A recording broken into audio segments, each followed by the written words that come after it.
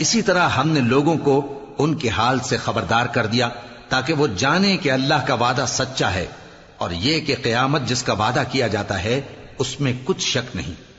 اس وقت لوگ ان کے بارے میں باہم جھگڑنے لگے اور کہنے لگے کہ ان کے غار پر عمارت بنا دو۔ ان کا پروردگار ان کے حال سے خوب واقف ہے۔